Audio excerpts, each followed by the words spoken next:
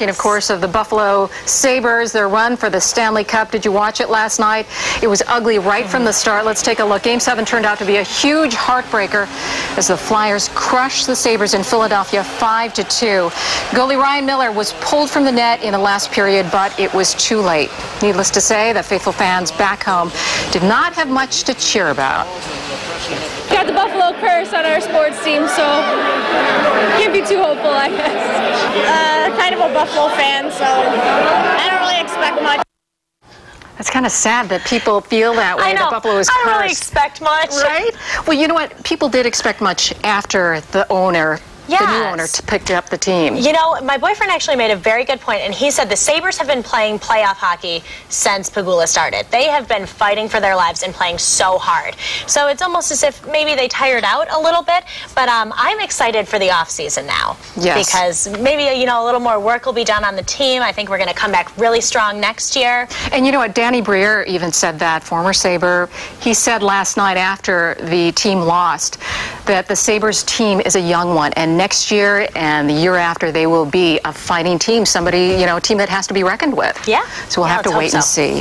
All right, if someone in your family, if you or somebody else uses the online gaming system of the Sony PlayStation for movies or the gaming, well, you have to listen to this story. If you've noticed you haven't been able to go online lately, it's because Sony says someone hacked into the PlayStation system and got access to people's personal information. That could include your name, birth date, address, passwords, and possibly even your credit card information. Now, this breach also affects people who use their PlayStations to stream Netflix or watch Hulu. My son, my 10-year-old son, plays on PlayStation all the time. He had asked to do this because some of his friends do the online gaming. Yeah. We said, no, you never know. Hey, you could have saved yourself there.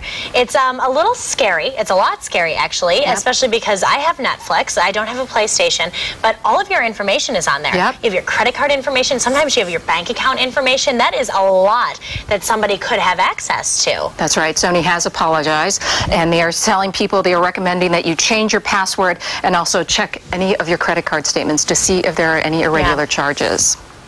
All right, here's a question. Most likely you're going to answer yes. I would rather hear from humans. Would you rather talk to a human or a computer, an online system, if you have a customer service problem? If you said human, you're like most people. A new survey from American Express found that 90% of customers prefer to deal with real people when they have questions. But these days, as we have all found out, many companies are adding new ways to communicate with customers, like texting and instant messaging, to cut those costs. Nothing frustrates me more.